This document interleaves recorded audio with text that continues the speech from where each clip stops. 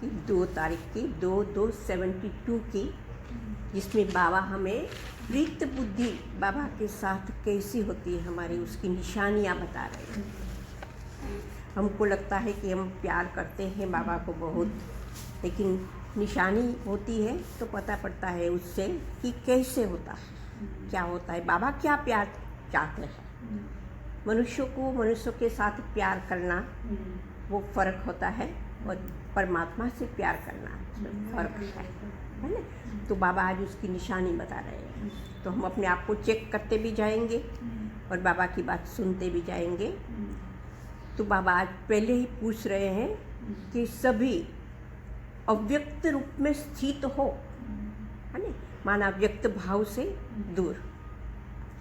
यह तो जानते हो कि अव्यक्ति मिलन अव्यक्त स्थिति में स्थित रहने से ही कर सकते हो, क्योंकि बाबा अब साकार में नहीं है, अव्यक्त हो गए हैं। तो वो मिलन का लेवल हमारा भी वो होना चाहिए। इसलिए बाबा कहते हैं आप भी अव्यक्त स्थिति में स्थित रहकर ही वो मिलन कर सकते हो। देहभान में है, व्यक्त में है, तो बाबा से मिलन नहीं होगा। तो अपने आप से पूछो, अव्यक्त स्थिति में स्थित रहने के अनुभवी मूर्त कहाँ तक बने। थोड़ा 1 मिनट कर सकते हैं कि सारा समय कर सकते हैं, कितना कर सकते हैं। अनुभवी मूर्त हम बने हैं कि नहीं अव्यक्त में मिलन का। अव्यक्त स्थिति में रहने वालों का सदा हर संकल्प, हर कार्य अलौकिक होता है। ऐसा अव्यक्ति भाव में व्यक्त देश और कर्तव्य में रहते हुए भी कमल पुष्प के समान न्यारा और एक बाप के सदा प्यारा रहते हैं। भले व्यक्त में है, लेकिन हमारा भाव अलग होता है। अव्यक्त मतलब मन से है, मनसा से। अव्यक्त मतलब अव्यक्त माना, व्यक्त माना जो हमें इन आँखों से दिखता है। लेकिन अपन अव्यक्त भाव में अपने को कैसे रहना। हाँ, तो वो भान जब हमारा छूट जाए, व्यक्त का भान छूटे, तब हम अव्यक्त बन सकते हैं। व्यक्त का भान हमें सारा समय रहता है, व्यक्त की दुनिया को दिखते हैं, तो व्यक्त का ही भान रहता है ना। तो वही बातें बुद्धि में चलती रहती है ना। लेकिन वो बातें बुद्धि से निकले और फरिश्ता रूप में बाबा है, अव्यक्त रूप में, है ना, वो भान में आ जाए हम तब। हाँ, तो ऐसे अलौकिक स्थिति में सदा रहने वाले को कहा जाता है अलालोक। अल्लालोक। अलालोक टाइटल तो और भी है, ऐसे की ही प्रीत बुद्धि कहा जाता है ना। जो भगवान में लीन रहते हैं उसको कहते हैं भाई ये तो अलालोक है जैसे। तो बाबा कहते टाइटल तो और भी देते हैं कई। प्रीत बुद्धि और विपरीत बुद्धि दोनों के अनुभवी हो।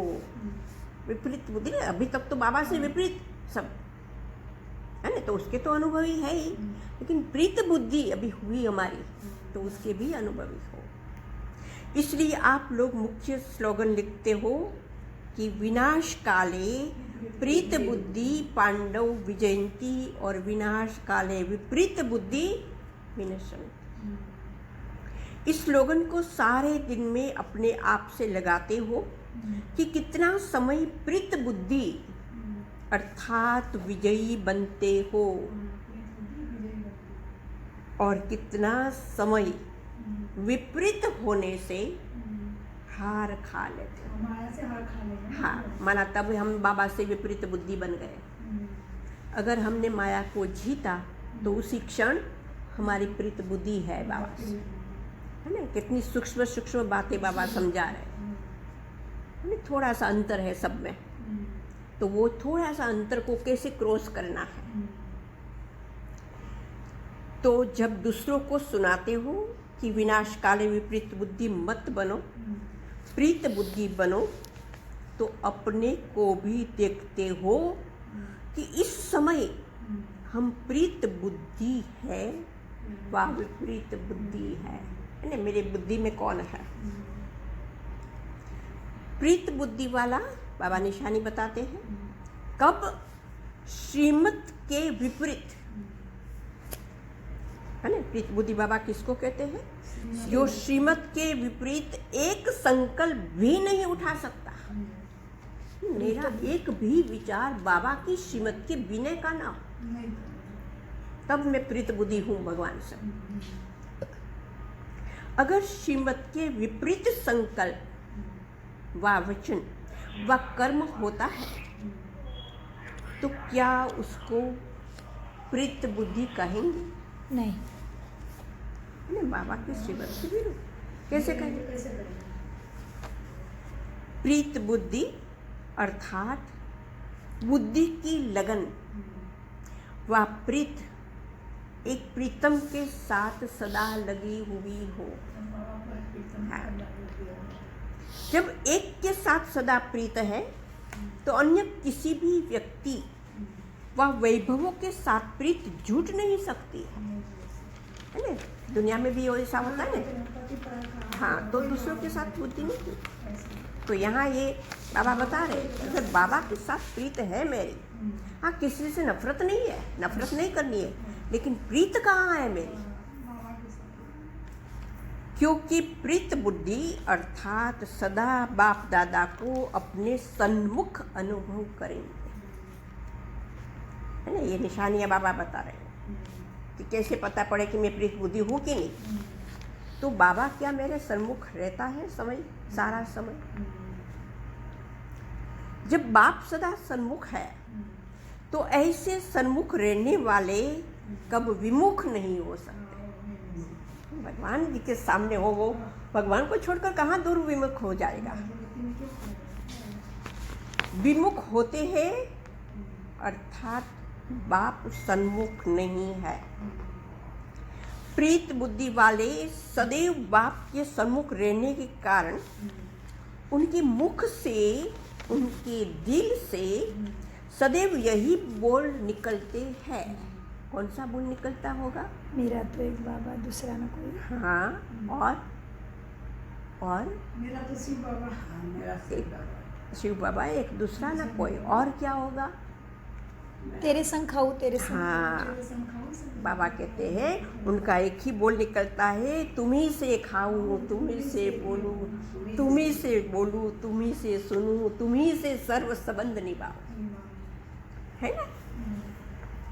तुम्ही से सर्व प्राप्ति करूं। उनके नैन, उनका मुखड़ा न बोलते हुए भी बोलते हैं। तो ऐसे विनाश काले प्रीत बुद्धि बने हो, विनाश काले प्रीत बुद्धि बने हो जी बाबा। अर्थात एक ही लगन में एक रस स्थिति वाले बने हो। जी। जैसे साकार रूप में, साकार देश में, वरदान भूमि में जब सन्मुख आते हो, बाबा के सन्मुख जाते हैं आप, तो जैसे सुना वैसे ही सदा प्रीत बुद्धि का अनुभव करते हो ना, अनुभव सुनाते हो ना।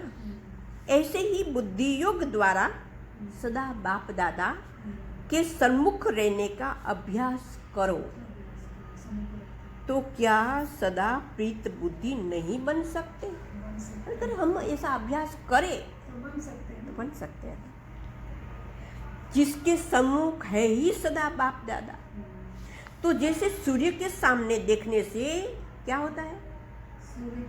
सूर्य की किरणें अवश्य आती है। इसी प्रकार अगर ज्ञान सूर्य बाप के सदा सन्मुख रहो तो ज्ञान सूर्य के सर्व गुणों की किरणें अपने में अनुभव नहीं होगी।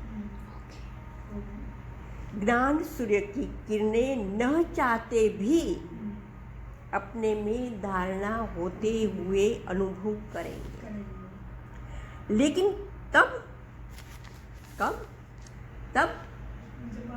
जब बाप के सदा सन्मुख होंगे। जो सदा बाप के सन्मुख अनुभव करते हैं उन्हों की सूरत पर क्या दिखाई देंगे? बाबा खुश है, माँ, चेची, बाबा के प्यार का बाबा का प्यार का रूप। बाबा का वर्षा। पूरा देवी गुण आगे हैं इसमें, जैसे आप में आगे हैं अभी।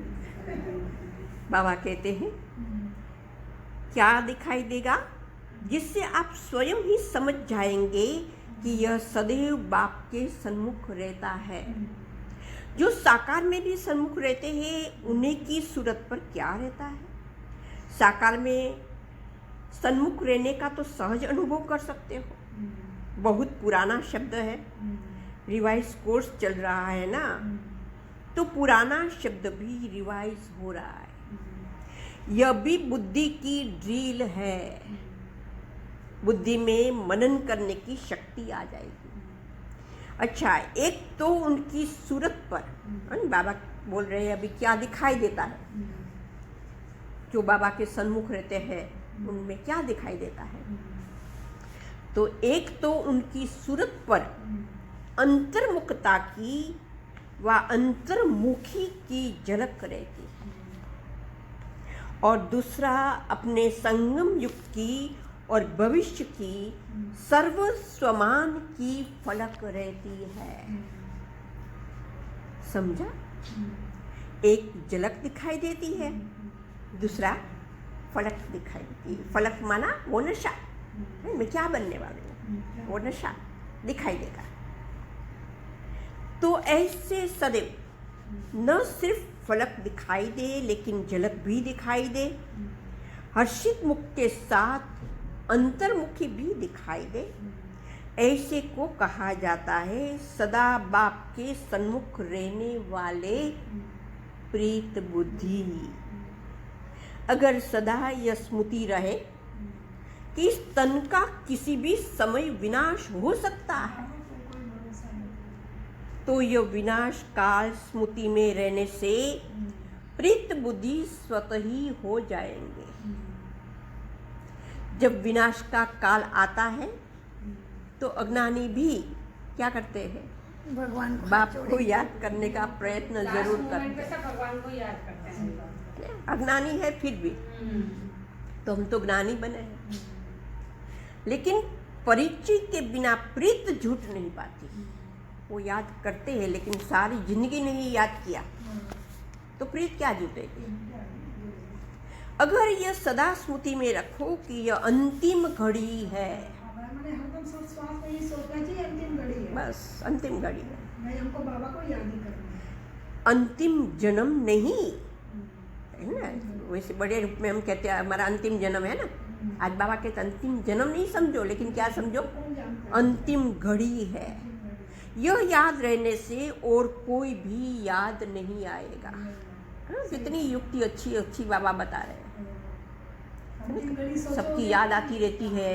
सही बात। हम यहाँ आकर भी दूसरों की बात करते हैं, हाँ, सही माना बात। उसकी याद आती है, हाँ, तब करते हैं बाबा के सामने भी, है ना। तो वो न आए, इसलिए बाबा कहते हैं अपने को अंतिम घड़ी समझे, फिर ऐसे सदा प्रीत बुद्धि हो, कोई भी याद न आए, ऐसे प्रीत बुद्धि हो। श्रीमत के विपरीत तो नहीं चलते हो ना। अगर मनसा में भी श्रीमत के विपरीत व्यर्थ संकल्प चलते हैं। व विकल्प आते हैं तो क्या प्रीत बुद्धि कहेंगे। नहीं करेंगे। ऐसे सदा प्रीत बुद्धि रहने वाले विजयी रतन बन सकेंगे। विजयी रतन बनने के लिए क्या करना चाहिए, सदैव याद करना। अभी बाबा ने बताया, अगली लाइन में ही बताया, ऐसे सदा प्रीत बुद्धि रहने वाले विजयी रतन बन सकेंगे। तो विजयी रतन बनने के लिए अपने को सदा प्रीत बुद्धि बनाओ, नहीं तो उत्पत्ति पाने के बजाय कंपत पाने के अधिकारी बन जाए। तो सभी अपने को विजयी रतन समझते हो, जी यही तो पाए ना, तब तो यहाँ बैठे हैं सब। सब बैठे हैं। कहाँ भी किस प्रकार से कोई साथ प्रीत न हो, नहीं तो विपरीत बुद्धि की लिस्ट में आ जाएगी। जैसे लोगों को प्रदर्शनी में संगम के चित्र पर खड़ा करके पूछते हो कि अभी आप कहाँ हो और कौन हो, नहीं चित्र समझाते तो हम पूछते हैं कहाँ हो आप, कौन हो? संगम पर खड़ा करके क्यों पूछते हो? क्योंकि संगम है ऊंचते ऊंच स्थान व युग।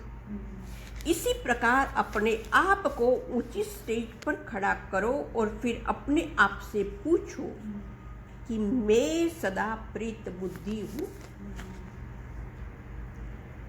व नहीं हूँ। वह कभी प्रीत बुद्धि की लिस्ट में आते हो और कभी निकल जाते हो।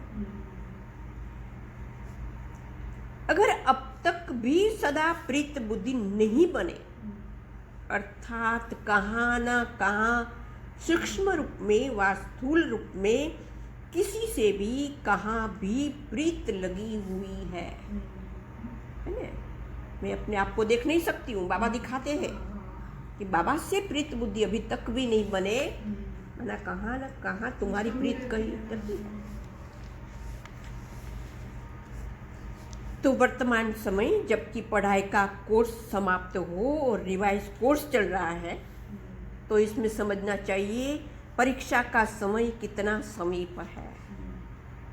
जैसे आजकल कौरव गवर्नमेंट भी बीच बीच में पेपर लेकर उन्हों की मार्क्स फाइनल पेपर में जमा करती, इसी प्रकार वर्तमान समय जो भी कर्म करते हो समझो प्रैक्टिकल पेपर दे रहे हैं। जो भी कर्म करते हो वो क्या है?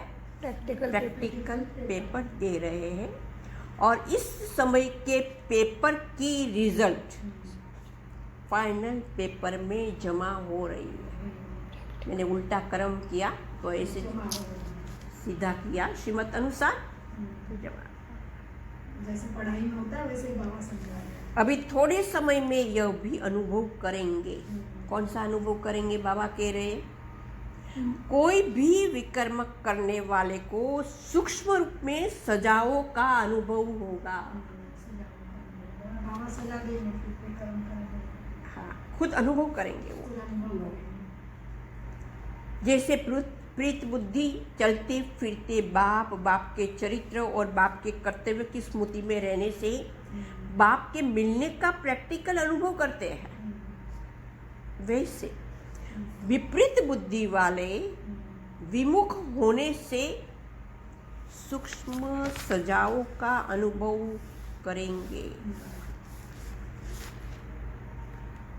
इसलिए फिर भी बाप दादा पहले से ही सुना रहे हैं कि उन सजाओं का अनुभव बहुत कड़ा है। सावधान कर रहे हैं बाबा, है ना? बाबा का बनते फिर नहीं करना कुछ भी। हाँ, विपरीत तो हो जाते हैं, बुद्धि विपरीत होती है तो कड़ा सजा अनुभव करेंगे। उनके सीरत से अनेक अनुभव कर सकेंगे कि इस समय यह आत्मा सजा भोग रही है। कितना भी अपने को छिपाने की कोशिश करेंगे लेकिन छिपा नहीं सकेंगे। वह 1 सेकंड की सजा अनेक जन्मों के दुख का अनुभव कराने वाली है। जैसे बाप के सन्मुख आने से 1 सेकंड का मिलन आत्मा के अनेक जन्मों की प्यास बुझा देता है, ऐसे ही विमुख होने वाले को भी अनुभव होगा। हाँ ना, 1 सेकंड का अनुभव। बाबा धर्मराज सावधान कर रहे हैं, है ना, सावधान कर रहे हैं वो धर्मराज। फिर उन सजाओं से छूटकर अपनी उस स्टेज पर आने में बहुत मेहनत लगेगी। इसलिए पहले से ही वार्निंग दे रहे हैं बाबा, वार्निंग दे रहे हैं कि अब परीक्षा का समय चल रहा है। ऐसे फिर उलझना नहीं देना कि हमें क्या मालूम कि इस कर्म की इतनी गुह्य गति है ना। बच्चे कहते हैं ना बाबा को, भाई पता नहीं था, आपने तो बताया नहीं था। बाबा तो सब बातें पहले से बता रहे हैं, कर्मों की गुह्य गति क्या है। इसलिए सूक्ष्म सजाओं से बचने के लिए अपने से ही अपने आप को सदा सावधान रखो।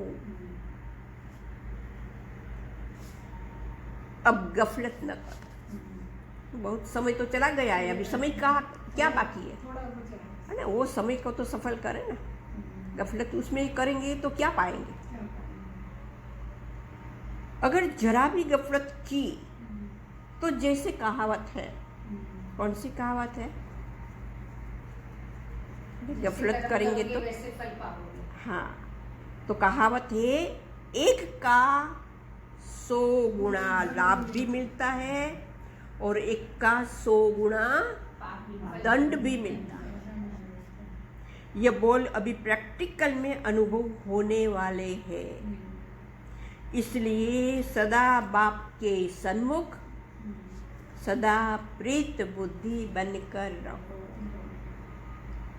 अच्छा, ऐसे सदा सन्मुख रहने वाले लक्की सितारों को बाप दादा भी नमस्ते करते हैं।